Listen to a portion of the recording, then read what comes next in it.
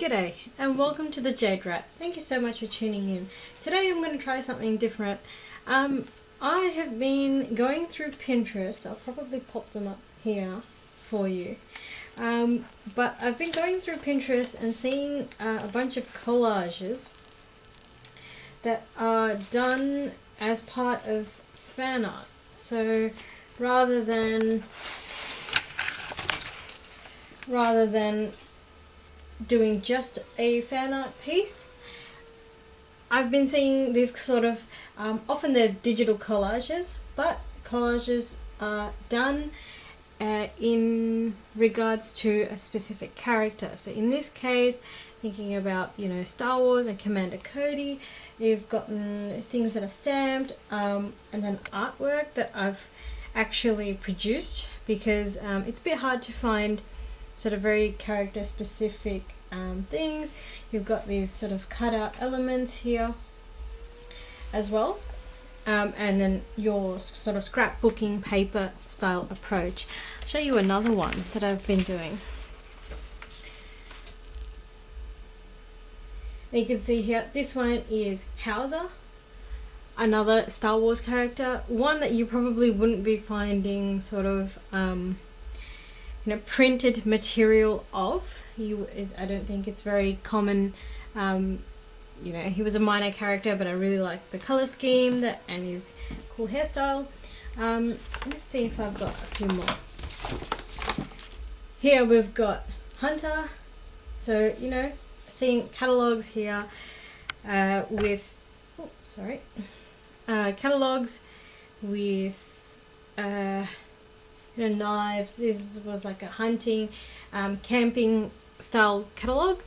The Wild is Calling, as well as sort of these are drawn elements that match as well. So I was trying to see maybe if we could make one of these. I'll probably time lapse it for you. But I'll go through the process of how I make these fan art collages. Okay, cool, we're back. Whoa. Alright, we're back, and hopefully we'll get started. So what I like to do with these sort of collages, you'll see in my previous ones here, that I kind of like to start off with an ink base. You can see here we've got some drawing inks. So because I'm going to be working on Echo today, I think we'll start off with grey, sort of greyish red. So we have a look and see here.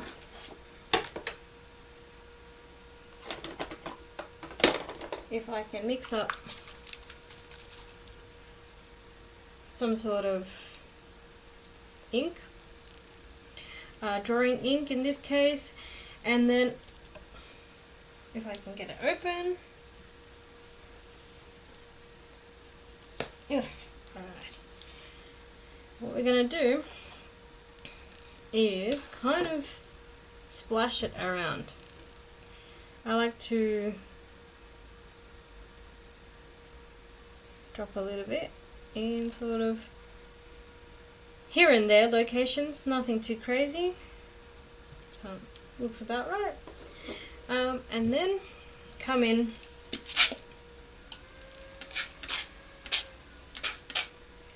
and this part's a bit messy, but I like the effect that it has. So you can see I'm using a really harsh jet, rip whatever's going on over there. And then I come in with the finer mist and let it flow in.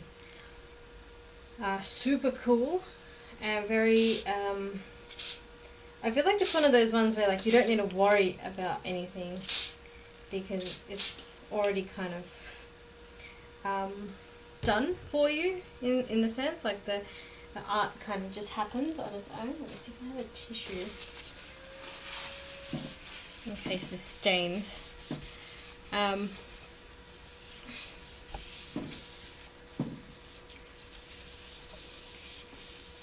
And if you have a particular direction or what you want to do, so you can see here, because of my paper is not super absorbent, sized. It is very absorbent. What I like to do is kind of guide the ink along. Here's my tissue here and kind of dab.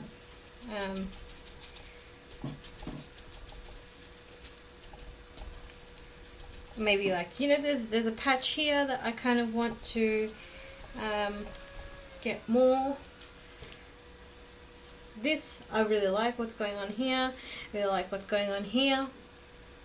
So we'll keep that as is. And then some of these, where they're pooling a little bit too much, I can guide that along. I'm just using some sort of any old plain tissue or paper towel. And it's kind of letting it mingle and move. And this essentially eliminates the idea that you've got this blank page and you don't really know what to do. Just dab some ink on it, whack it with a few sprays of the water bottle, and let the ink do the work for you. There's a really interesting aspect of unpredictability, and often that's fine. That's where you get sort of a starting point for your composition. So, you know, just 4 drops, 1, 2, 3, 4, and we'll see how it goes. So you can see it's because this area was already kind of wet and slightly saturated, it is actually trying to immerse itself in the fibers of the paper. But I'll kind of let it settle for a bit, and while we do that, let's talk about paper. So after the ink initial layer, and once this dries, because I'm using drawing ink, it's going to dry a bit later, but after this we can go on with our sort of scrapbooking aspects. So looking at the character that you have in mind, in this case it's Echo from Clone Wars and a Bad Batch, specifically the Bad Batch flavor, and where he's got his little cyborg bits. I'm kind of looking for colors and themes that match. I had this sort of scrap piece of paper, and then I think I had leftover acrylic from some other project, and I just kind of whacked it on. I really like the interesting textures going on there, so we'll keep that. I also found some grey, I think this is a scrapbooking paper that's got little aeroplanes on it. That's kind of fun. This one, similarly, I think it was supposed to be a train network, but I think it looks like sort of PCB circuit design. So that's really valuable. And it leans into the theme of the characters in this case, because he has cybernetic parts, body parts. These kind of papers really work well. Just some plain textured, it's got kind of ribbed texture, very fine ribbing. They're paper, dark navy, kind of a nice solid tone, and some other things, stripes. This was a scrap piece of paper, I think I used it from something else. Marble. So you can see they're all kind of fitting in this similar colour scheme. And these are things that I have been looking up. You know, consider your character in mind when you look for scraps. There's some like textured leather and this sort of tile. It has a bit of like embossing on it too, I don't know if you can see there. And so these rough bits will be really good for adding and building up that texture. Other things you can use that I thought about but I haven't really looked at yet is if you have a tea dyed paper.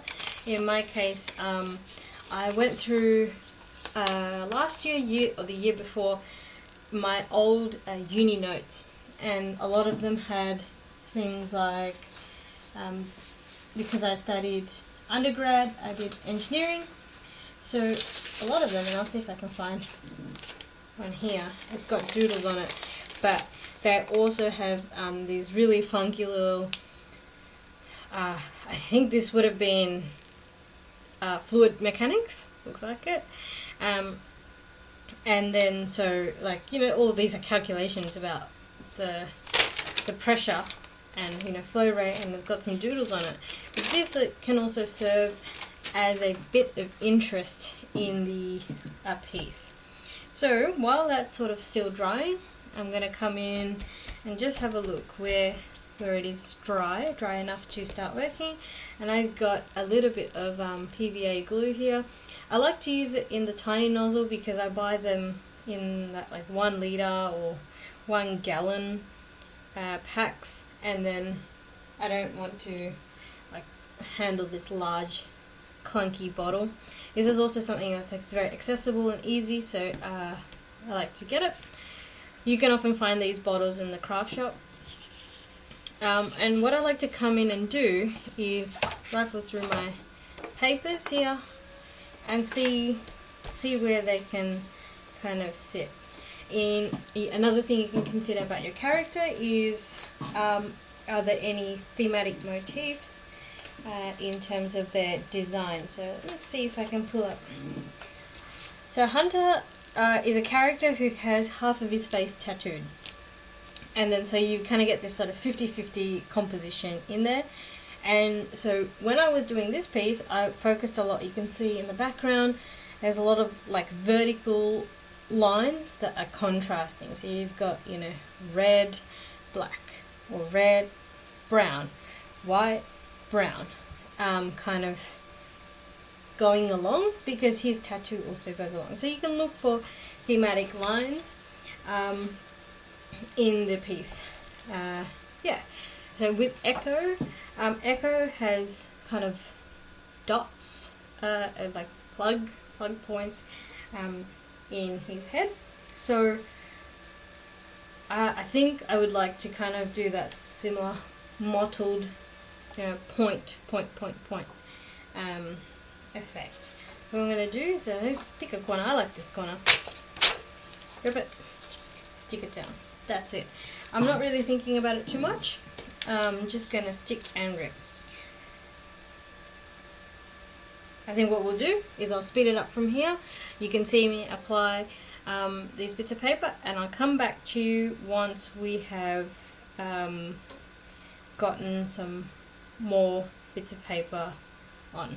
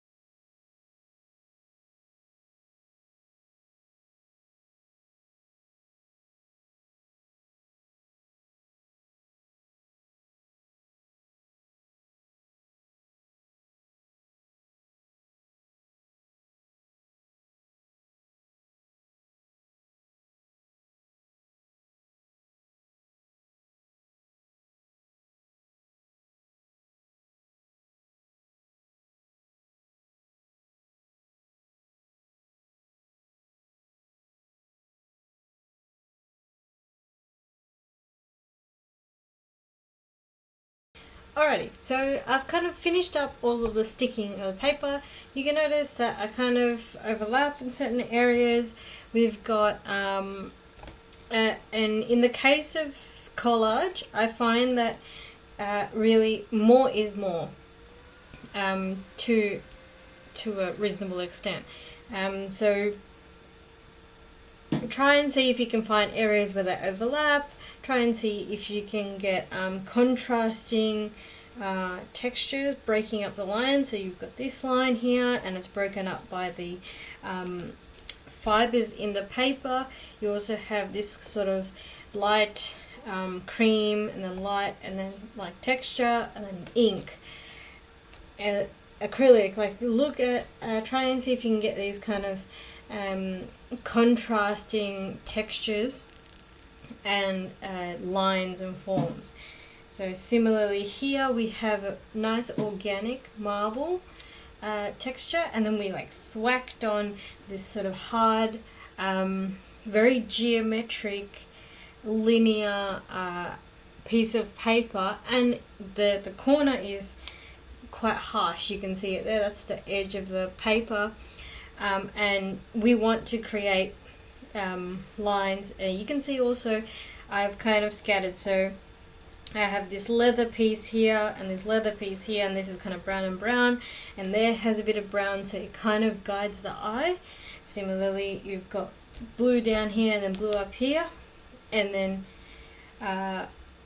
yellow, so yellow, yellow, yellow, yellow, yellow, kind of direct your eye in one way or another. Now you may be thinking, okay, but like you haven't covered all of the surface, and there's still bits of white here, like bits of white here, bits of white here, and that is intentional. So what we're going to do, and you'll see it when I reference back to any of my other collages here, we're going to add things on. We're going to add some sentiments on, we're going to add little like die cut things, we're going to add text. So if I covered all of this immediately, I would kind of have nothing else to go off of. Yeah, so we'll come back, let this dry, and we'll come back for the fan art pieces that will go into this composition. Okay, let's see how this lighting goes. If it looks a bit funny, we'll adjust it as needed. But this is what we ended up with our background. And I'm going to set this aside and work on the main focal pieces. That will be of our character. You can see here we've got the main areas. That's what we're going to be working on, and I'm going to be doing these on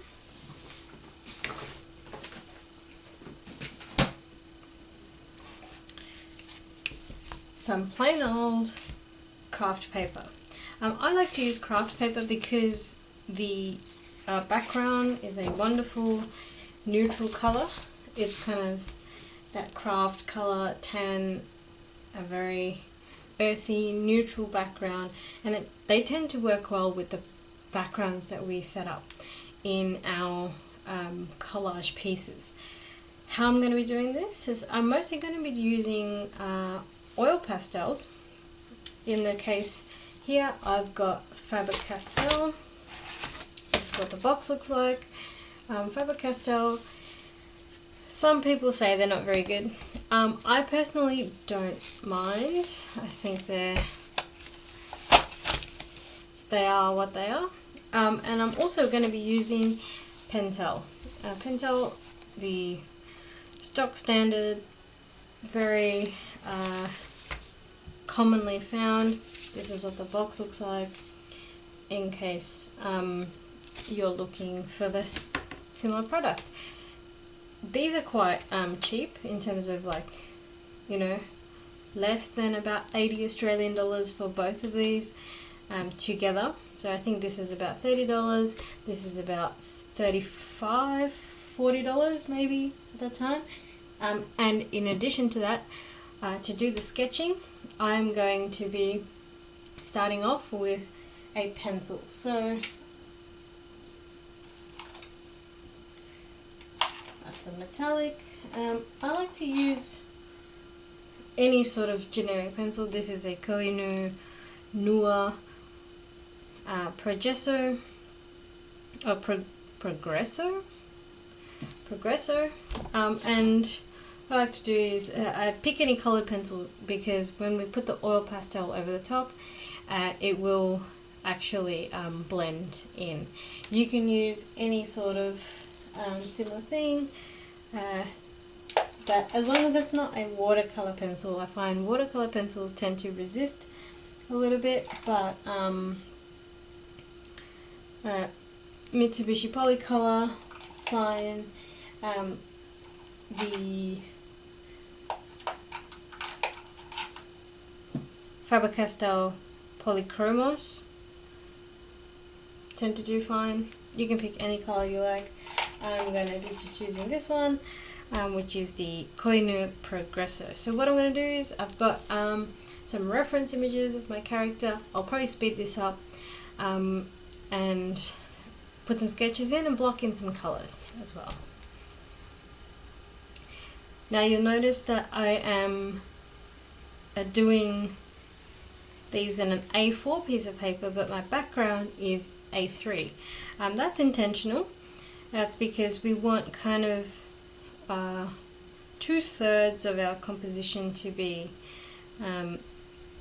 fully of the character, and then you want the final third of your piece to be filler material, decorative material that kind of adds up and gives a sort of cohesive feel to your piece. If you just fill it with character artwork, it looks lovely, but it also doesn't really give your eyes a place to rest, which is often what we're kind of looking for, because collage tends to get quite busy. And me personally, I like looking at collage, but if it gives me sort of sensory overload, it kind of can backfire. So, yeah.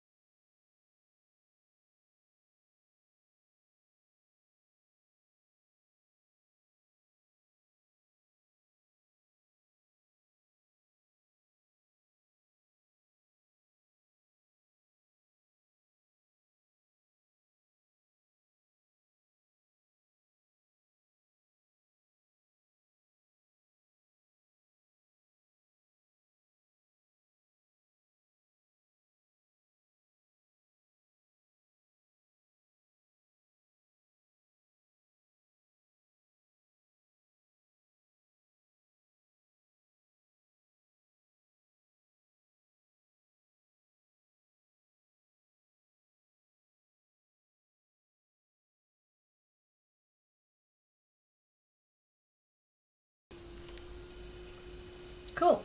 Now I've got my basic sketch done. I also ended up breaking my pencil, but that's fine. So now I'm going to come in with the colors. I'll probably speed this up for you, but what I normally tend to do is go over the basic shapes.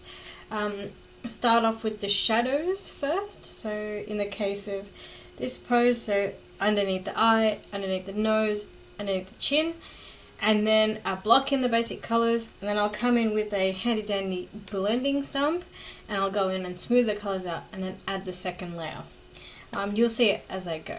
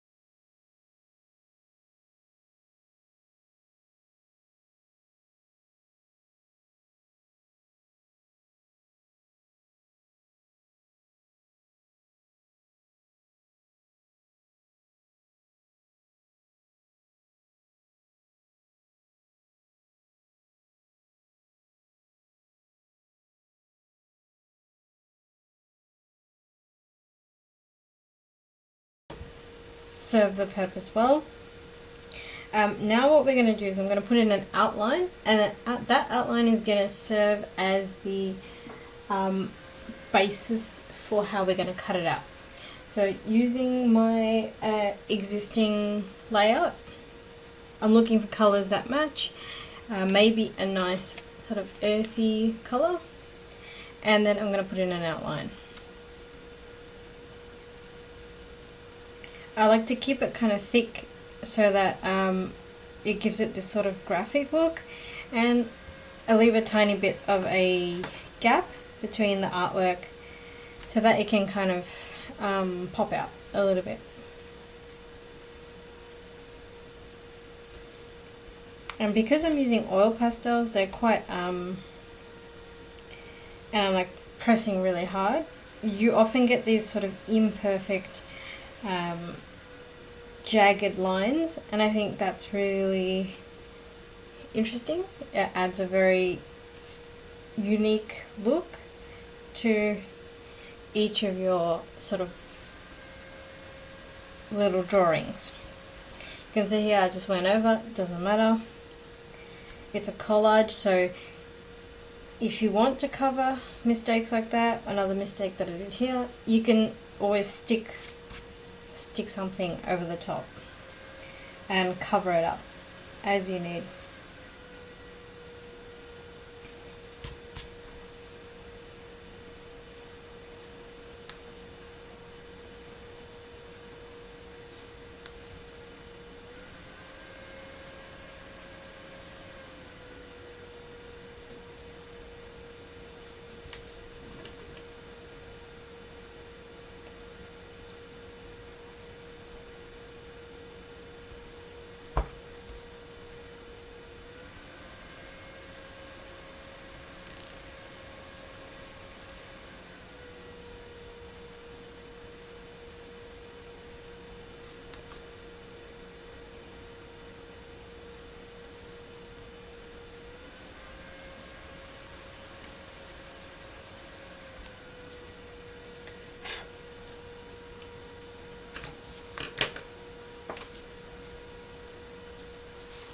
Now here is our full thing. You've got some options as well, like if you've got some spare space, you can add in any extra little decorative bits, but otherwise don't worry about it. If you need to add any finishing touches, go for it. Actually, you can do this later too, because once they're stuck down, we're not sealing them. You can seal them if you want to preserve the artwork, but in my case, because they're just sitting in my sketchbook, they're not going to go anywhere. So from here, what we're going to do, peel it off, shake off any of the crumbs, and then this becomes your outline for how we can cut it out.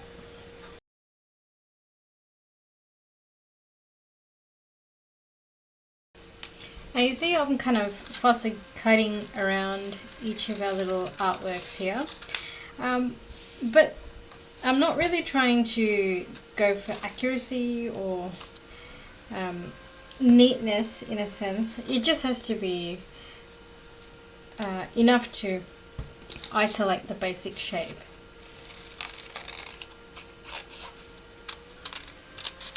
In terms of fussy cutting, I tend to just kind of follow the contour, and because we use that really chunky oil pastel from before, you can smooth out all these lines. They don't need to be super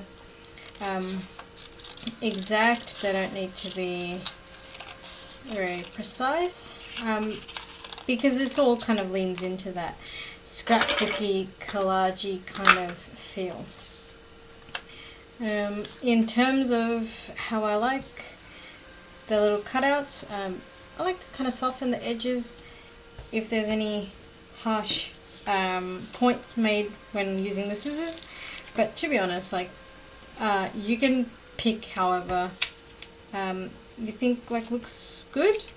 If you find it's better to follow like the actual line, and not leave that sort of, you know, couple of millimeters of gap in between, you can do that as well. Follow how it makes sense for you and how you think it'll look when assembled together. So essentially, collage is kind of an assembly project, right? You've got a bunch of different elements and you just kind of whack them in together. Why this becomes sort of like an artwork is because often we don't really have access, maybe due to copyright or something like that. Like fan art is often is a derivative work of someone else's IP, and often you can't really like go out and take screenshots off of TV or your computer screen. So this kind of becomes a way you can produce derivative works without sort of having to rely on these kinds of methods. One thing to note though is because it is fan art, I would be careful about monetizing or profiting off of the work. In particular, if you're going to be selling copies of the work. So maybe, I'm not sure, I'll have to look into the legal requirements of collage, but typically in Australia the rule is if you found it physically, like from a magazine, and you use it in an original work, the original work is fine provided it's kind of been altered sufficiently. However, you cannot produce copies of that work because print material is protected from replication as well. So that's kind of the legal side. Now we've got our little bits cut out. I'm going to keep them aside for a second. We'll bring back our base piece here. Just make some space. Cool, so this is the full piece here. And what we're going to be working on now is figuring out how they're going to sort of sit. I have, you know, a sort of thinner piece. Typically I like to put them in a corner if they're thin. And then I also sort it out. So this is a kind of medium size artwork. This is a very small one. This is also medium, small. And then we have a large one. So as you might expect, the large one will take up the bulk of the composition, so it's going to go first. Where are we going to put it? And you can play around with this as it goes. Maybe here. I additionally look for parts where the craft paper may clash with the background. So in this case, you know, you got brown and brown, maybe that's not ideal. And also look for gaps where, you know, we kept these bare areas. Maybe they can be covered, maybe they can be manipulated in some way. I kind of like it.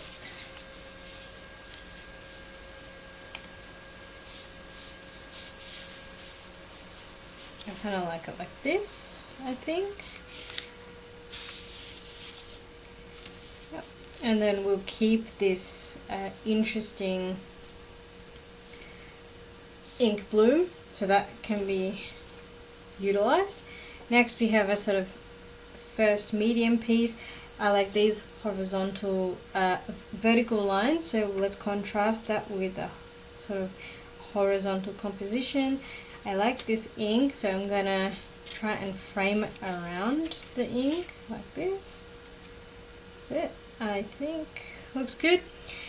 And then next we keep plonking them in. I like this one tends to look out, so I think it'll be wise to put that also out. The question is, how much do I want to emit of that ink? I think this is really good here. And then we've got maybe something like that. And we've got, I want to preserve this ink blot, so I'll place it over here, I think is good. And then now we can adjust, so that goes sort of here, and then this goes in the center. So I kind of like how they look at it. So this one kind of points there, this one kind of points that way, and this one also points that way, so we should put something here. But this is sort of how I'm going to place them. I'll go in and glue them down, and then we'll come in with the final touches, which is adding in the decorative elements to build it up.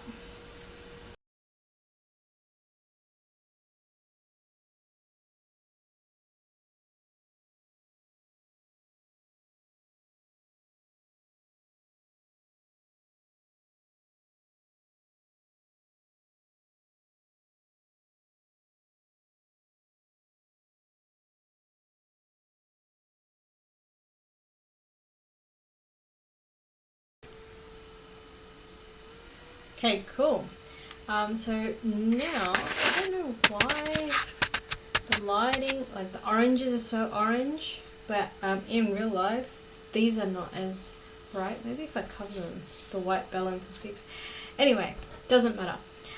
So now we're coming to the last part of this project, and this is just to tie it all off. And this is the embellishment phase. So what I like to do is first I like to put in some images, and then get some accompanying text, and then little bits and pieces of ornamentation.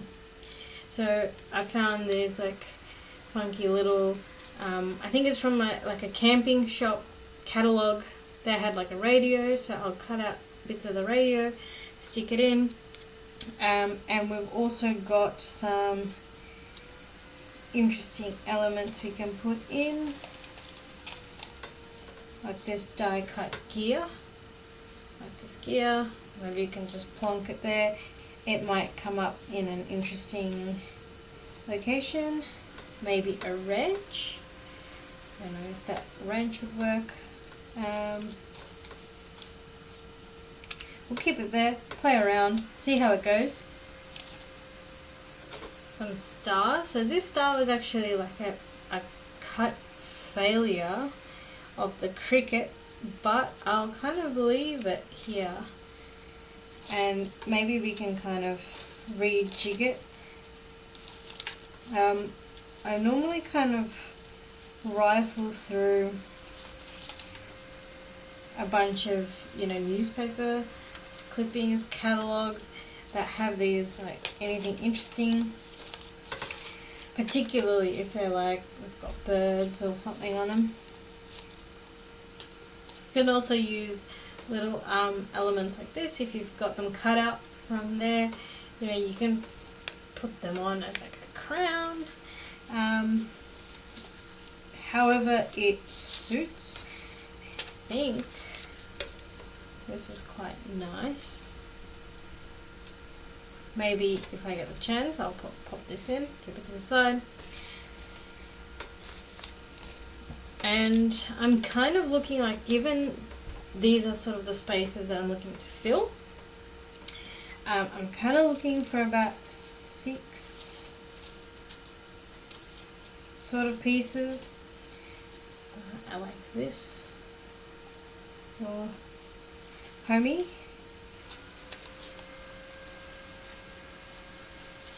And really just kind of look for things that that match. Like this kind of matches. You know, maybe I'll put it there. And also, like, often these types of sentiments are not really something that I would use in a card. So they just kind of sit there. Something like this. I don't know if the green would match, maybe not. So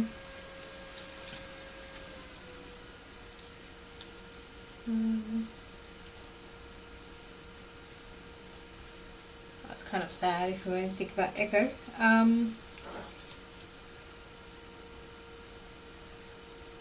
Butterfly, yeah, kind of like that. Some sort of vintage type of things, maybe another gear. So we got a lot of stuff that we can use. You don't have to use all of them. And we're also going to add text as well. So rifle through your bag of goodies, see what you have, and then we'll kind of play around. This one, first and foremost, I want to fussy cut. And I hate fussy cutting, so I just kind of do it really coarsely. I only just like take away the minimum required.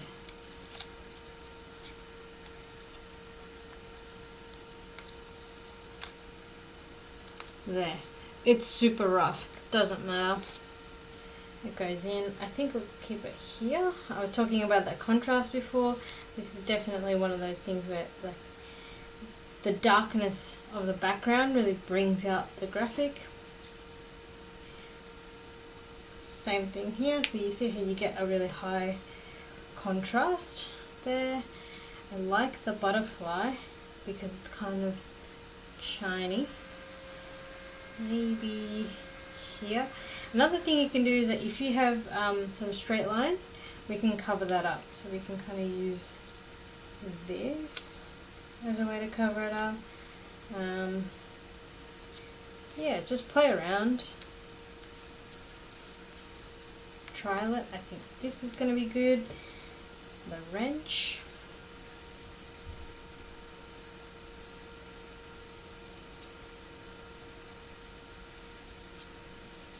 Maybe like that. Gear.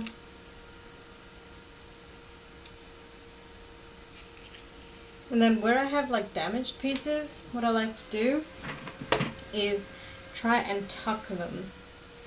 So maybe something like this.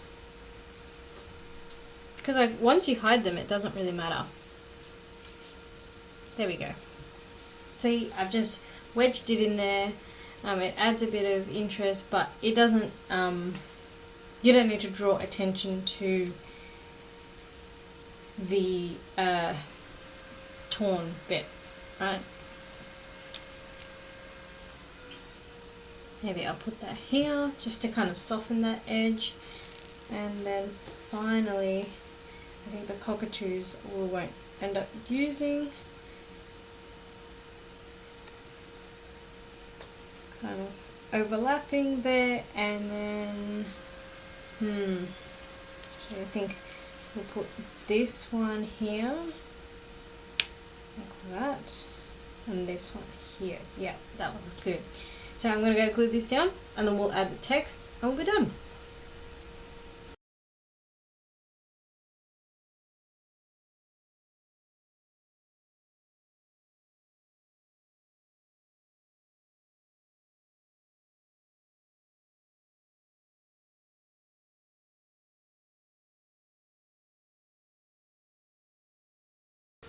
Cool. Now that we've got that stuck down, we can also come in, if you would like, don't often do it, but I think it'll be interesting, and you can come in with some stamps too. So I've got this sort of floral acrylic stamp, and you can kind of use the stamp because they have an element of transparency to them. You can use it to build up your layers.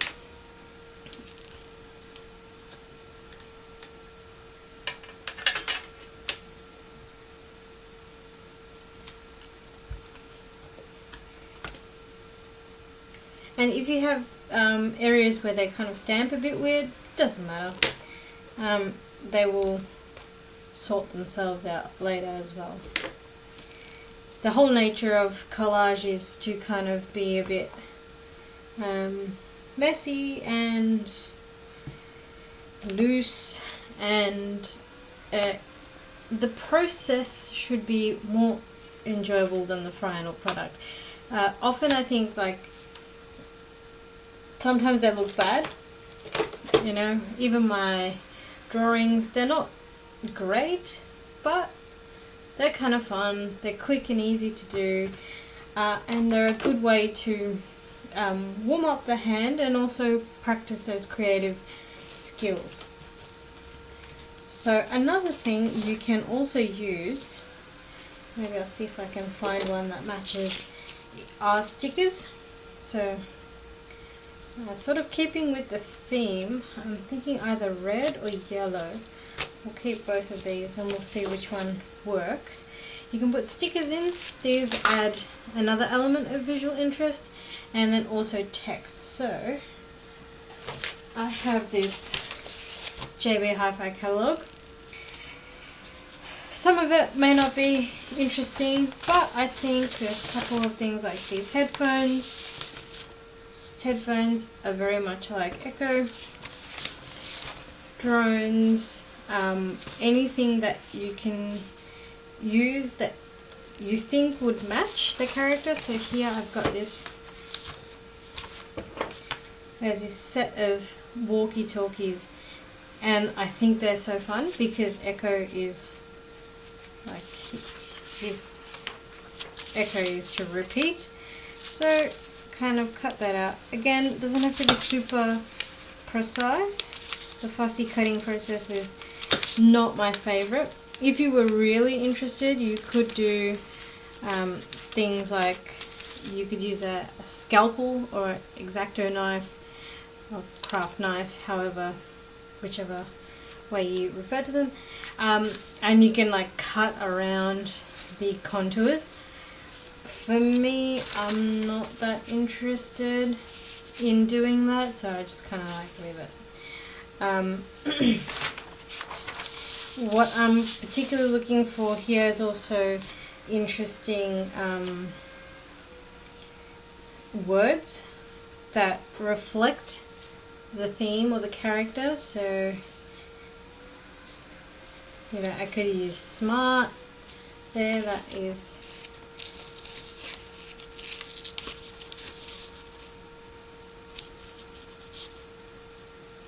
so you notice that the size of the elements that we're sticking in now are getting smaller. So we had sort of the big things, the background were like large bits of paper, the artwork was quite large also, and now we're starting to fill in the gap. So imagine you have your, it's like as if you're filling a jar with large rocks first, and then you have sort of pebbles, and then finally you have sort of your sand to fill in the cracks. And that's exactly what we're kind of going for here.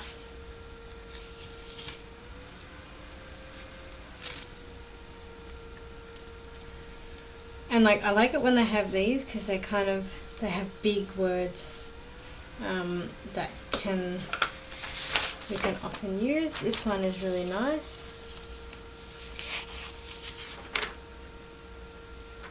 And I'll kind of show you what I mean by the using an X-Acto knife. So you can cut around this area very gently. In my case, I'm using a very thin newspaper medium, and it's kind of crooked, but doesn't matter, it's fine.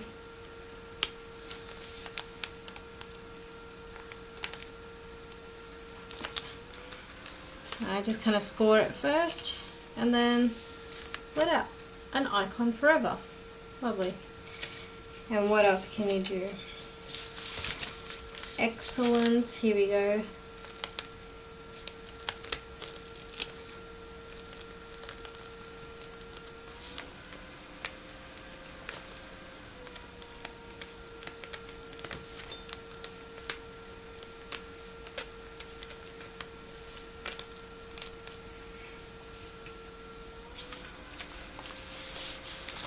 And I wonder if there's anything involving the word echo. For the music beyond quiet. Okay, not quite, not quite. Maybe something like robotic we can use. You could also do that sort of like serial killer type of thing where they cut up the letters individually to make it up. I don't have the patience for that, so I just cut out words, and then later I'll manually punch in the text. I like this ultimate performance. Ultimate automation, that's good. I do like that. It is about a coffee machine, but that doesn't matter. We all know Echo's worth more than that.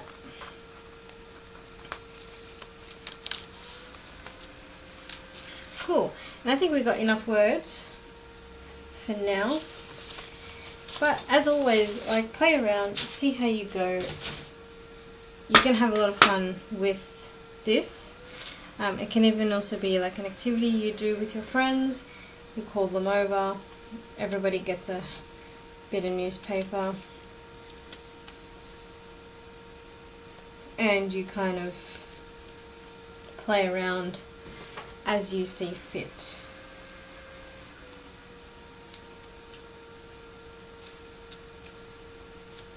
Just trimming off the corners of my little piece here.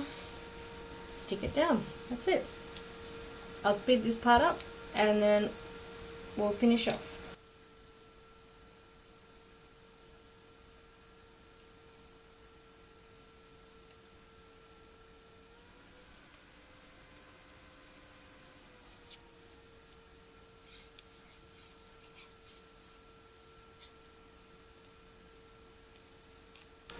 Cool. So I've added in like a little text here. I think that's fun because it's also in the show. And he goes, "I'm Echo." I think that's so fun.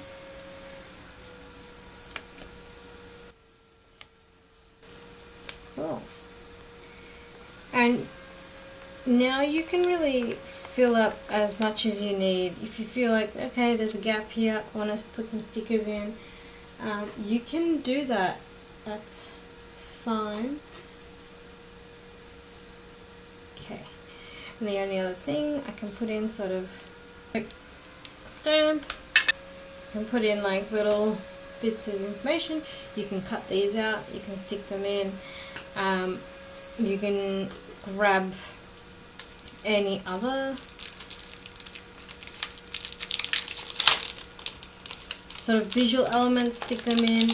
I think I'm happy with this, and then all I'm going to do now is just soften some of these edges here. So this one, I think this is okay, this is also okay, and maybe that one, and last touch, you can just put some stickers over the top. I like to use these transparent stickers. I got them on Amazon. Probably not great but for the environment, but it's fine. Don't think about it too hard. And yeah, we kind of just fill them out as we need.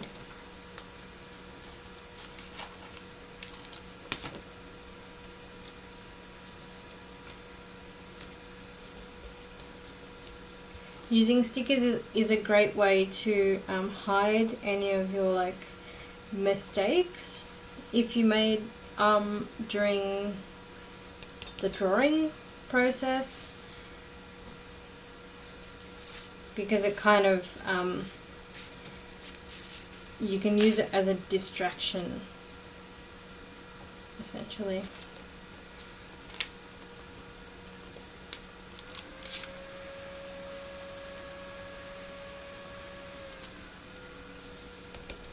I notice here that I'm using yellow flowers because I've got yellow in my background, so it kind of matches, settles in. If you're using something from like a similar sheet of like this where they're all the same color, that makes it very easy.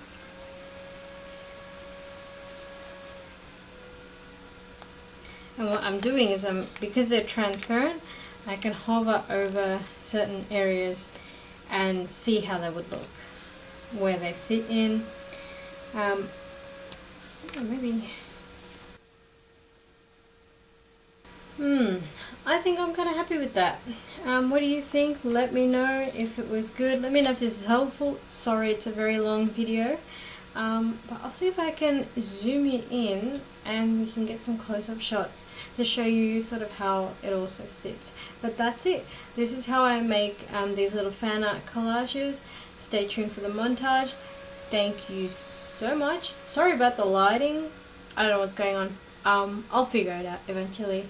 And I'll catch you next time. See ya.